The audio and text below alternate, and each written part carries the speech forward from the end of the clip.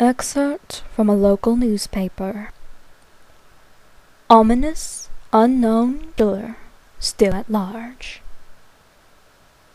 After weeks of unexplained murders, the ominous unknown killer is still on the rise. After little evidence has been found, a young boy states that he survived one of the killer's attacks and bravely tells his story. "I had a bad dream, and I woke up in the middle of the night," says the boy. "I saw that, for some reason, the window was open, even though I remember it being closed before I went to bed. I got up and I shut it once more. Afterwards, I simply crawled under my covers and tried to get back to sleep. That's when I had a strange feeling, like someone was watching me. I looked up and nearly jumped out of my bed. There, in the little ray of light, illuminating from between my curtains, were a pair of eyes. These weren't regular eyes, either. They were dark, ominous eyes. They were bordered in black and just plain out terrified me. That's when I saw his mouth. A long, horrendous smile that made every hair on my body stand up. The figure stood there, watching me. Finally, after what seemed like forever, he said it. A simple phrase, but said in a way that only a madman could speak. He said, "Go to sleep." I let out a scream, and that's what sent him at me. He pulled up a knife, aiming at my heart. I jumped on top of my bed, and I fought him back. I kicked, I punched, I rolled around trying to knock him off me. And that's when Dad busted in.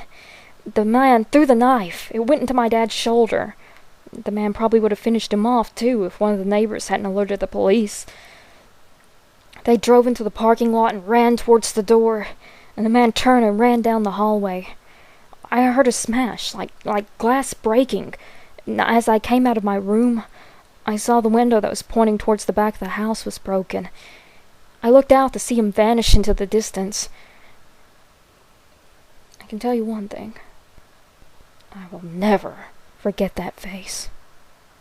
Those cold, evil eyes, and that psychotic smile. They will never leave my head. Police are still on the lookout for this man. If you see anyone that fits the description in this story, please contact your local police department. Jeff and his family had just moved into a new neighborhood. His dad had gotten a promotion at work, and they thought it would be best to live in one of those fancy neighborhoods.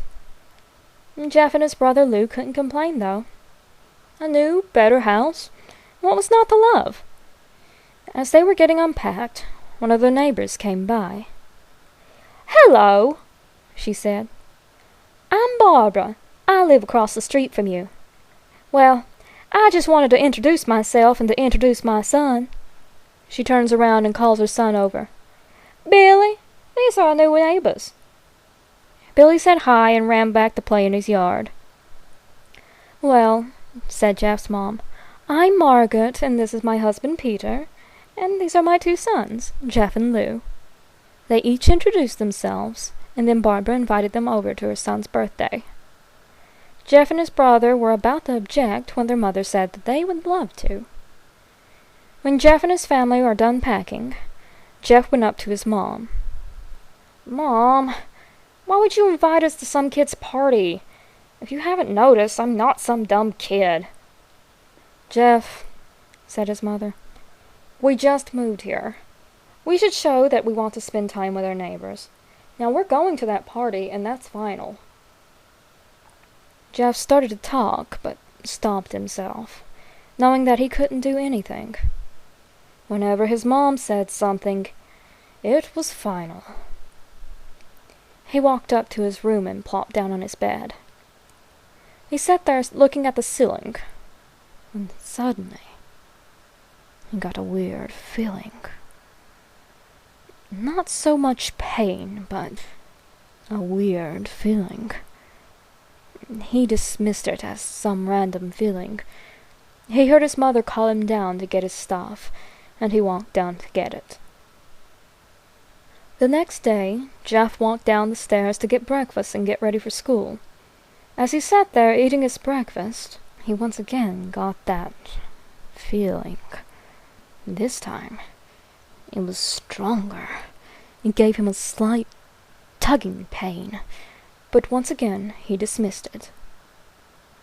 As he and Lou finished breakfast, they walked down to the bus stop. They sat there waiting for the bus, and then all of a sudden, some kid on a skateboard jumped over them, only inches from their laps. They both jumped back in surprise. "Hey, what the hell?" The kid landed and turned back to them. He kicked his skateboard up and caught it with his hands. The kid seems to be about 12, 1 year younger than Jeff. He wears an Aeropostale shirt and ripped blue jeans. "Well, well, well. It looks like we got some new meat." Suddenly 2 other kids appeared. One was super skinny and the other was huge. "Well, since you're new here, I'd like to introduce ourselves. Over there's Keith." Jeff and Lou looked over at the skinny kid. He had a dopey face you would expect a sidekick to have. "And here's Troy." They looked over at the fat kid. Talk about a tub of lard. The kid looked like he hadn't exercised since he was crawling.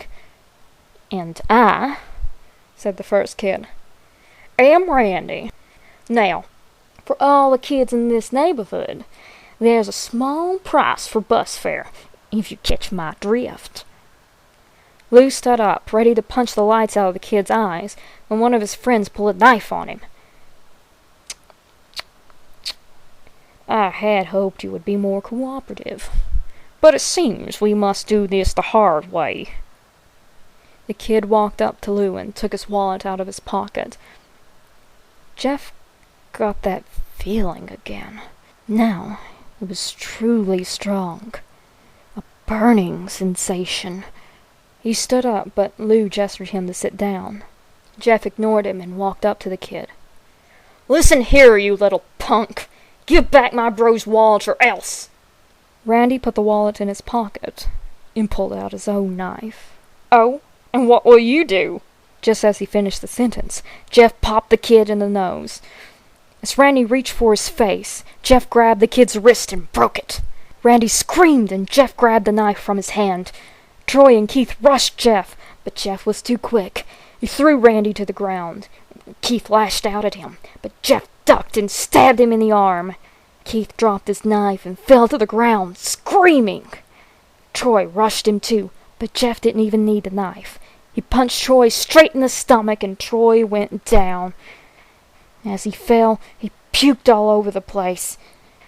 Lou could do nothing but look in amazement at Jeff. "Jeff, how'd you—" That was all he could say. They saw the bus coming and knew they'd be blamed for the whole thing, so they started running as fast as they could. As they ran, they looked back and saw the bus driver rushing out to Randy and the others.